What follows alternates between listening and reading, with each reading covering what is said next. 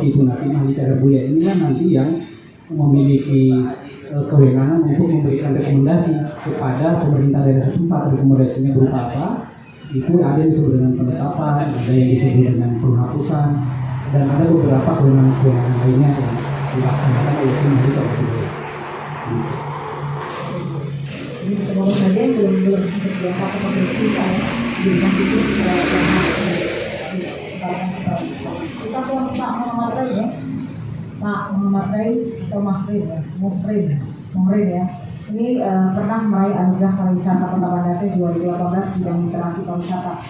Nah, kalau kita melihat dari peraih anugerah pariwisata Kota Banda Aceh bidang literasi pariwisata ini seperti apa mungkin dikembangkan dan dilakukan seperti itu sehingga bisa meraih penghargaan anugerah pariwisata. Baik, Bismillahirrahmanirrahim. Ya, terima kasih Bu RRI terutama dalam kaitan pembicaraan dengan pariwisata hari ini ya, sore ini.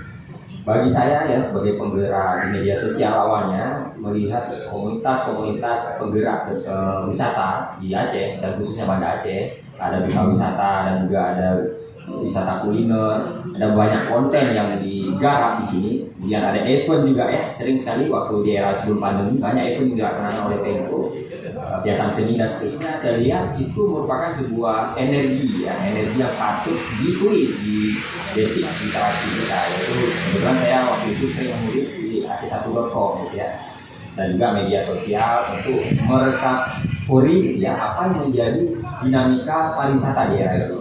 Nah, di era 2018 saya pikir Banda Aceh sangat tumbuh kuat sekali, dan kemarin juga Pak Wali menyampaikan ya di saat membuka kata kreatif di Museum Aceh bahwa di 2017 dan 2018 kunjungan wisata di Banda Aceh khususnya sangat tinggi waktu itu, lagi melejit-melejitnya. Nah, dengan demikian saya pikir komunitas-komunitas penulis ya juga memberi dampak positif. Bagaimana menyatakan sebuah sikap optimisme warga ya, netizen misalnya, untuk menjadi catatan yang ada di media baik online, cetak maupun radio ya. Hari ini kita bicara di radio. Jadi saya pikir sebagai sebuah edukasi masyarakat juga butuh informasi-informasi untuk menurut selama tentang pariwisata Kota Banda Aceh. Nah, sehingga apa? Sehingga ada isu-isu yang selama ini kita dengar tentang IPAM tadi seperti yang disebut oleh beberapa narasumber tadi, dengan dapat informasi yang tepat ya, tidak semata-mata hanya satu informasi, maka kita akan paham benar apa sebenarnya yang menjadi konsepsi yang menjadi pengaruh utama dari pengembangan pariwisata Kota Banda Aceh. Kemudian dari sikap itu saya berpikir teman-teman di dunia menulis ya, tidak salahnya juga terus memantau bagaimana perkembangan pariwisata di Kota Banda Aceh, lalu melihat pengembangan ini sebagai sebuah materi tulisan gitu ya. Aspeknya adalah memberikan penyadaran juga kepada masyarakat membaca. Nah, di internet saya juga menyampaikan ya di depan Pak Jamaluddin ya, kepala dinas itu bidang budaya dan kesenian ya, butuhnya kebersamaan dalam membangun pariwisata di Aceh khususnya. Jadi orang media itu perlu digerakkan bersama-sama. Jangan lupa kalau di Instagram atau Facebook itu kan medsos ya. Bagaimana mungkin kita mau melakukan sebuah kerja konstruktif tapi dengan sesuatu yang tidak jelas lembaganya, katakan gitu.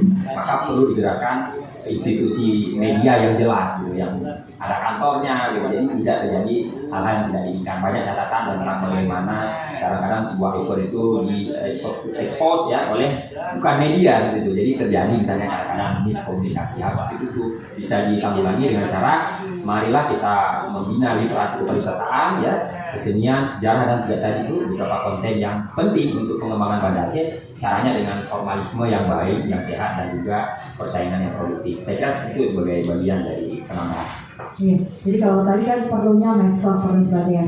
Nah, selaku pernah meraih anugerah pariwisata, upaya apa bisa dilakukan untuk generasi muda ini saat ini ya, kita lihat generasi bangsa ya, bisa mempromosikan baik itu cagar budaya dan pariwisata di sebuah daerah. Apa yang harus dilakukan?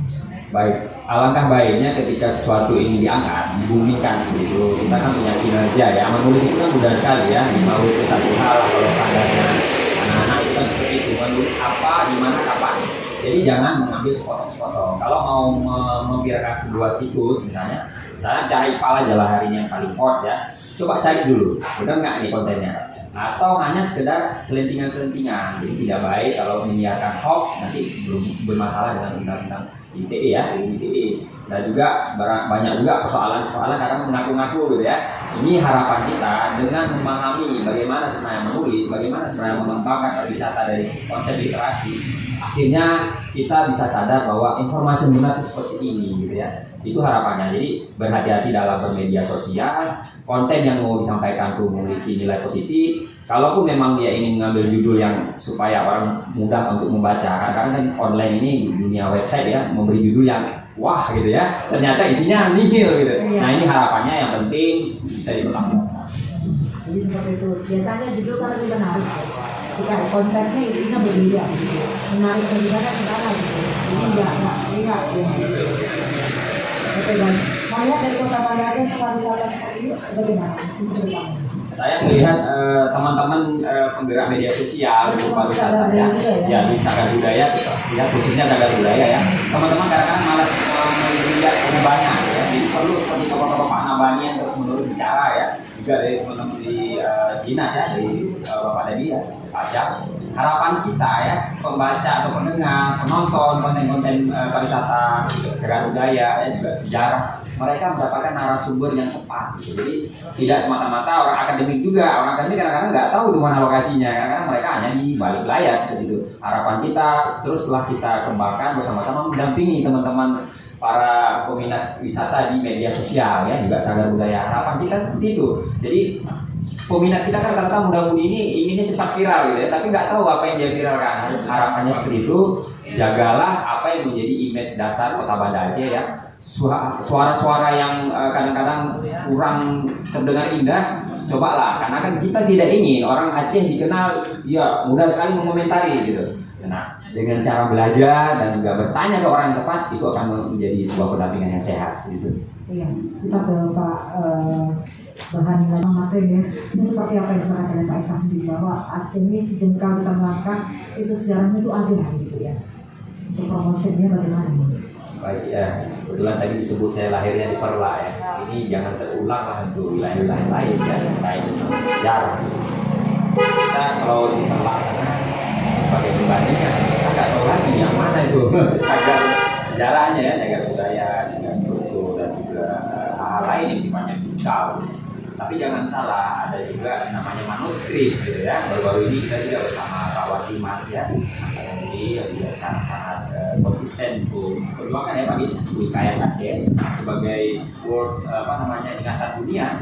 Saya juga berharap teman-teman di komunitas pecinta seni budaya juga cagar budaya, marilah kita menyikapi persoalan-persoalan kebudayaan, kesenian, pariwisata yang berkaitan dengan edukasi tadi sebagai suatu hal yang urgent. Kalau enggak kita, siapa lagi gitu ya? Kalau enggak sekarang, kapan lagi?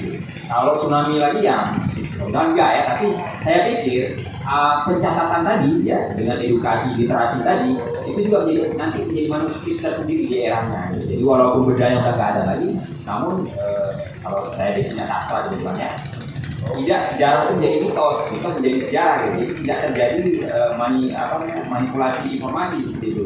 Makanya dengan demikian saya menganggap bahwa aktivitas akademik di bidang sejarah, kemudian juga para seniman ya, para budayawan harus terus bisa bersama-sama ya, sinergi seperti Pak Syam sampaikan tadi. Tidak mungkin kita bekerja sendiri, misalnya di dinas pendidikan ya, juga harus bisa memberikan ruang bagaimana mengenalkan kembali pada regenerasi muda hari ini mana yang mereka punya. Jadi mohon maaf ya, bukan terus dia paling hafal dan di Borobudur, dia nggak tahu misalnya di sini ada namanya kan sejarah nasional semata-mata gitu. Jadi di negerinya sendiri dia tidak hafal gitu. Jadi harapan kita, marilah kita bersinergi, dan saya percaya bahwa teman-teman yang merasa takut kehilangan tadi karena rasa cinta, ada juga orang tidak peduli ya, itu tumbuhkan dulu rasa cintanya sehingga dia akan menjaga. Pahit nanti akan bangun banyak situs lokasi dibuat menjadi sebuah destinasi, rasa cinta masyarakat belum tumbuh, hancur lagi bangunannya Pak. Kita melihat sekarang kan ada namanya Kudele Park misalnya, kemudian sekarang kita duduk di Taman Meraksa ini ya.